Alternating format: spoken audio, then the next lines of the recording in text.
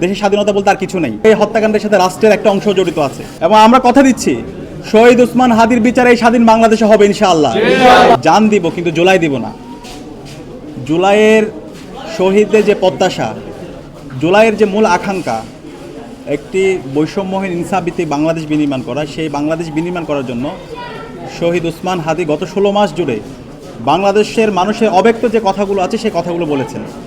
তার প্রত্যেকটা বক্তৃতায় আপনি দেখবেন তিনি বলেছেন ইনসাফ কায়েম করতে হবে, কোনো ধরনের জুলুম করা যাবে না, আপনার যদি শত্রু হয় শত্রুর প্রতি ইনসাফ করতে হবে। এবং তার সকল বক্তৃতায় তিনি সবসময় সাংস্কৃতিক আগ্রাসনের বিরুদ্ধে কথা বলেছেন, কালচারাল ফেসিবাদের বিরুদ্ধে তিনি কথা বলেছেন, তিনি ভারতীয় আধিপত্যবাদের বিরুদ্ধে কথা বলেছেন, আগ্রাসনের বিরুদ্ধে কথা বলেছেন। এবং গত 16 বছর জুড়ে বাংলাদেশে যে সকল প্রতিষ্ঠানগুলোকে ভেঙে চুরমার করে দেওয়া হয়েছে, রাষ্ট্র যে একটা কার্যকর অবস্থায় নেই, সেই ব্যর্থ রাষ্ট্রের কথাগুলো তিনি বলেছেন।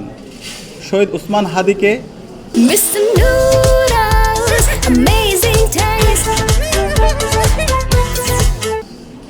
যারা এই বাংলাদেশে ফেসিবাদ কায়েম করেছিল, যারা পতিত ফেসিস্টরা আছে এবং যারা দিল্লির তাবেদাররা আছে, তারা শহীদ ওসমানকে শহীদ করে হত্যা করে তারা ভেবে নিয়েছিল ওসমান হাদির যে আদর্শ, সে আদর্শকে তারা নিবে দিতে পারবে, তারা বন্ধ করে দিতে পারবে। কিন্তু আজকে ওসমান হাদির জানাজা এবং ওসমান হাদির শাহাদত পরবর্তী আজকে আমরা সারা বাংলাদেশে 56,000 বর্গমাইল জুড়ে দেখতে পেয়েছি শহীদ ওসমান হাদির যে আদর্শ সেটি ছড়িয়ে পড়েছে।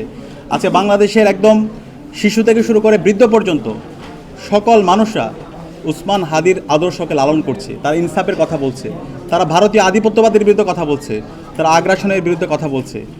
শহীদ ওসমান হাদির শাহাদাত আজকে প্রায় 8 দিন হতে চললো এবং শহীদ ওসমান হাদি গুলিবিদ্ধ হওয়ার আজকে প্রায় 16 দিন হতে চললো।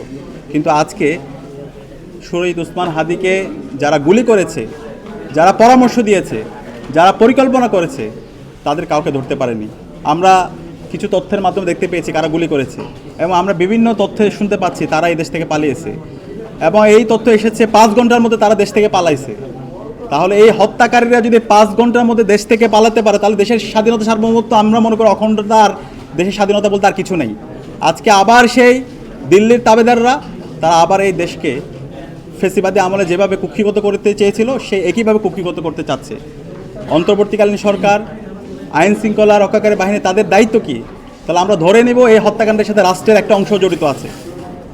আমরা ছাত্র জনতার পক্ষ থেকে অনুরোধ করছি এই হত্যাকারীর সাথে, ওসমান হাদির হত্যাকাণ্ডের সাথে যারাই জড়িত আছে, ইন্টারিমের মধ্যে ঘাপটি মেরে যারা আছে, আইন শৃঙ্খলা বাহিনীর মধ্যে যারা ঘাপটি মেরে বসে আছে, ইন্টেলিজেন্সের মধ্যে যারা ঘাপটি মেরে বসে আছে এবং পতিত ফ্যাসিস্টের মধ্যে যারা আছে, তাদের প্রত্যেককে বের করে তাদেরকে স্বাধীন বাংলাদেশে বিচারের আওতায় নিয়ে আসতে হবে। ওসমান হাদি তার অসংখ্য বক্তৃতা বলেছে আমাকে যদি শহীদ করে ফেলে, আমাকে যদি মেরে ফেলে, তাহলে বিচারটা করতে হবে। এবং আমরা কথা দিচ্ছি শহীদ ওসমান হাদির বিচারে এই স্বাধীন বাংলাদেশে হবে ইনশাআল্লাহ। শহীদ ওসমান হাদিকে যারা হত্যা করেছে এবং যারা হত্যাযজ্ঞ করেছে তাদের কাউকে ছাড় দেওয়া হবে না। আমরা আমাদের শান্তিপূর্ণভাবে, নিয়ম শৃঙ্খলভাবে, গণতান্ত্রিকভাবে আমরা আমাদের আন্দোলন চালিয়ে যাব।